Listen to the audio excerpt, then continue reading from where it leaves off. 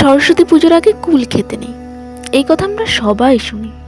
কিন্তু কেন সরস্বতী পুজোর আগে কুল খেতে নেই সেটা কি আমরা জানি?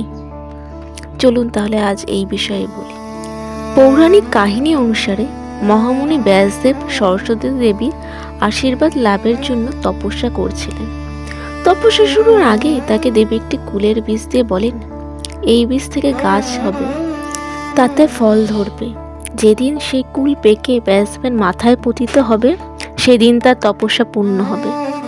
ব্যাসদেব সেই শর্ত মেনে নিয়ে তপস্যা শুরু করেন। যেদিন তার মাথায় কুল পতিত হয় সেদিনটি ছিল শ্রীপঞ্চমী।